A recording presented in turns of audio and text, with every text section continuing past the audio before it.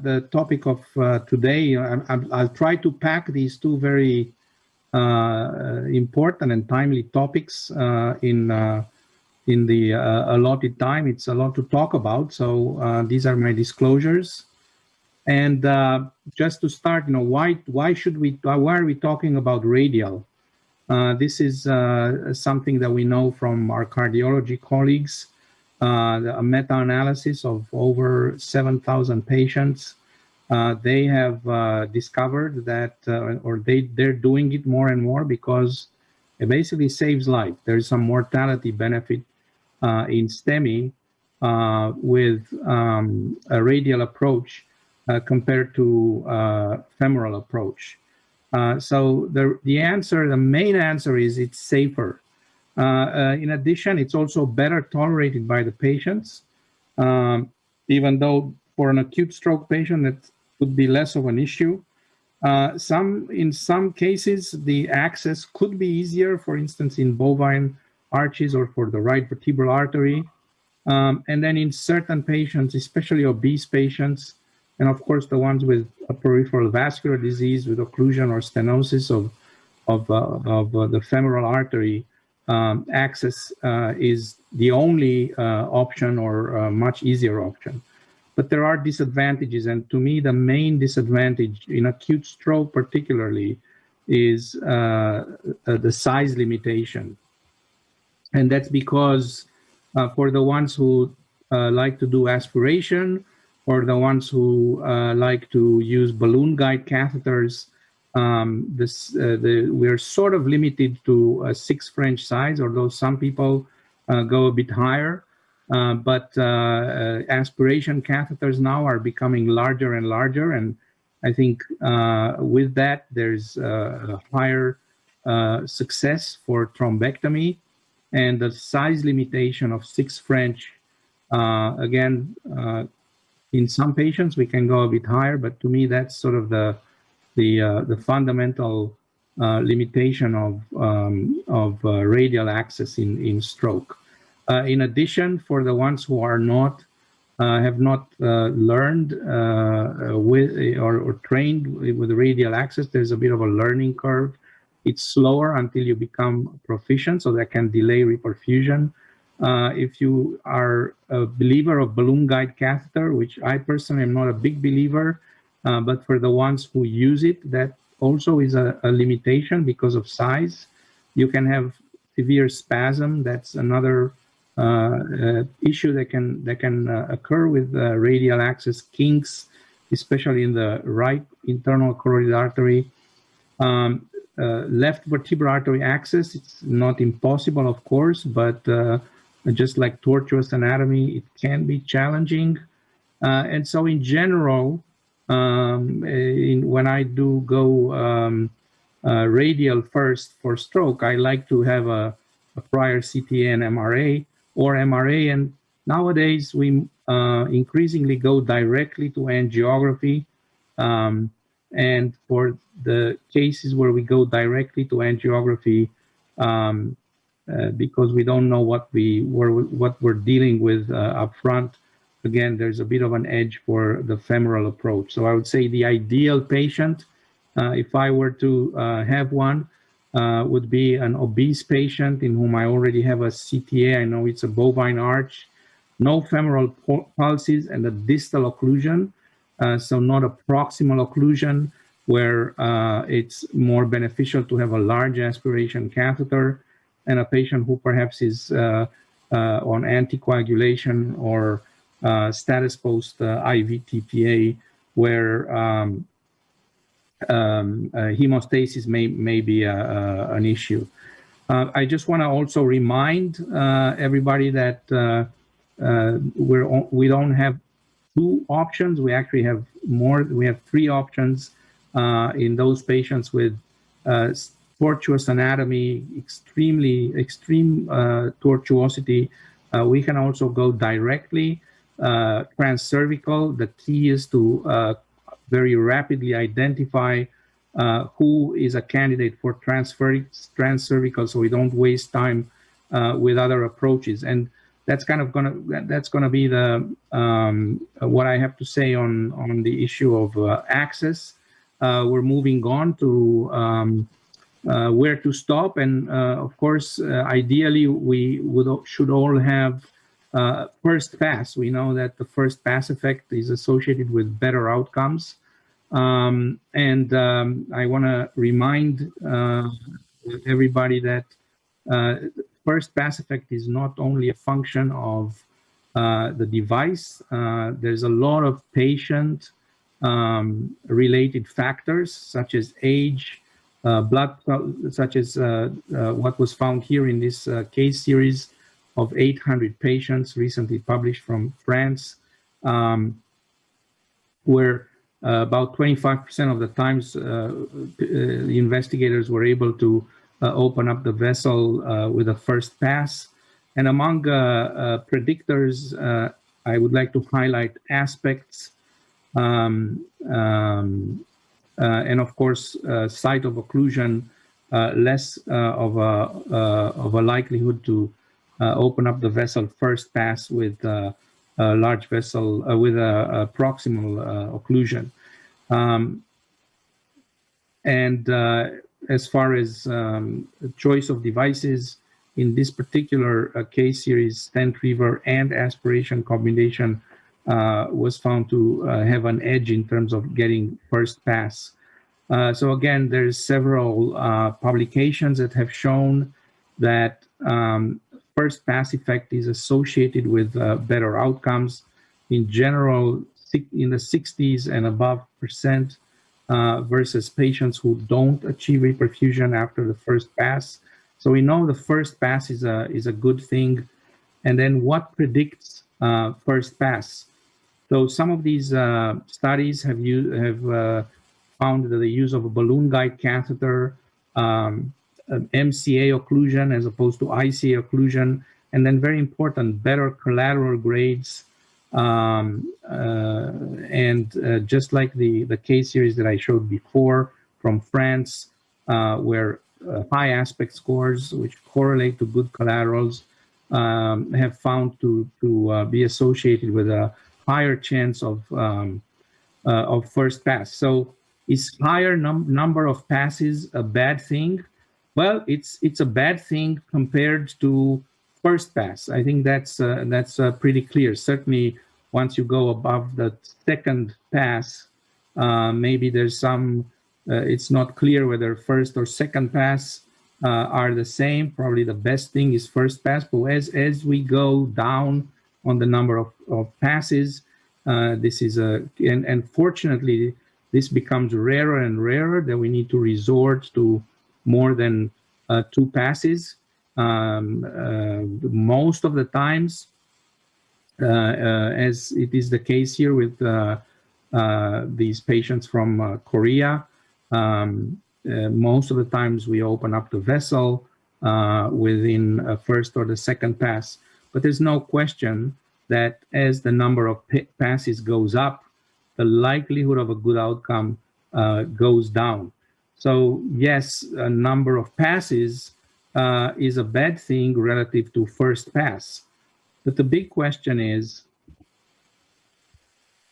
and not only the likelihood of good outcomes goes down, the likelihood of complication, symptomatic intracerebral hemorrhage goes up with the number of passes, especially when we're over 3 passes, as found here in this French series.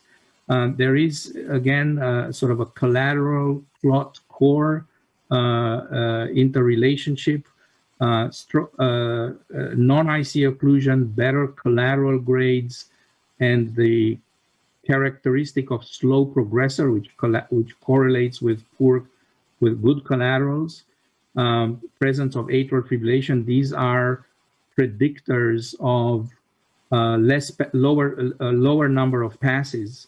And then there's clot characteristics, particularly the presence of a red clot and lower clot burden that predict a lower number of passes. So again, it's not only the device, it's not necessarily our technique, that also matters. but there's also patient and clot characteristics that will determine the number of passes. I have this slide from Raul Noguera.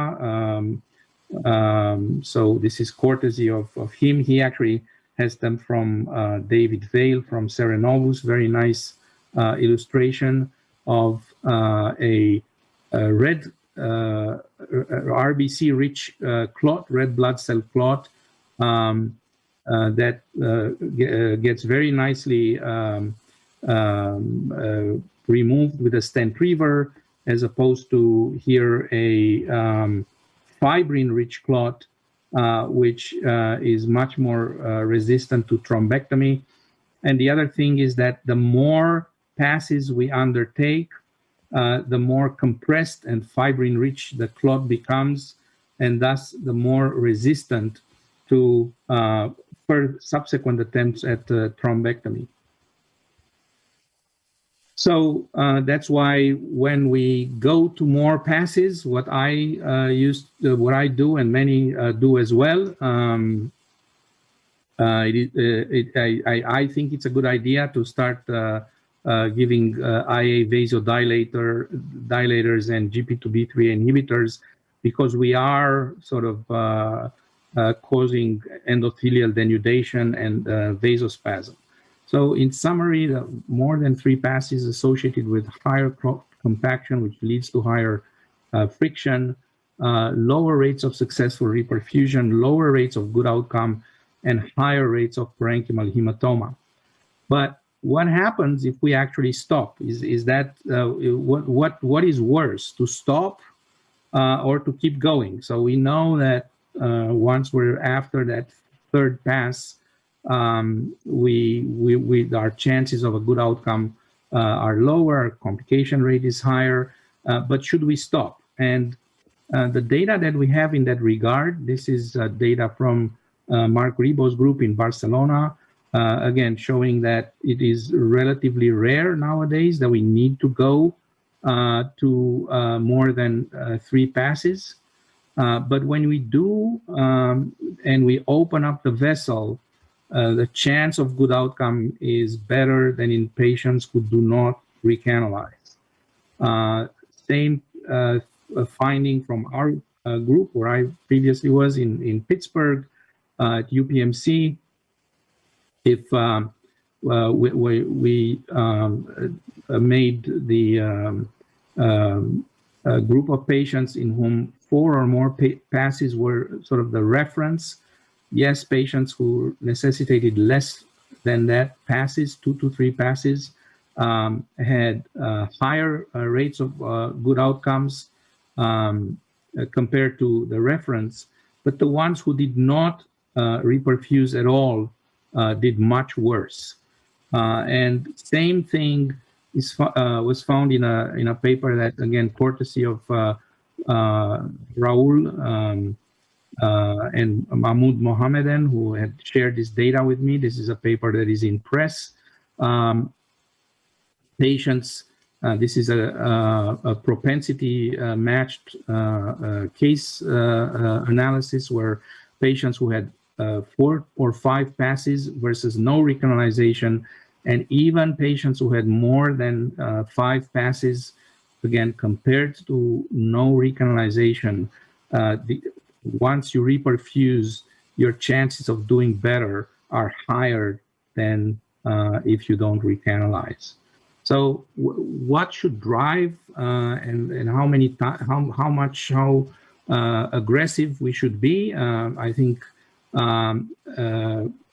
as I think many of our decisions should be driven by in this business is the clinical deficit. If the clinical deficit is high, the natural history of the disease is poor. Don't give up, keep going. A complication is just as bad as failure. But if the patient's clinical deficit is mild, low NIH stroke scale score, then we can actually harm the patient, and that should drive our decision making. So when I think the the big question in my mind is not when to stop, but when to start, when to change strategies. So stenting, for instance, in refractory occlusion is something that I think we should consider early, maybe after the second or third pass.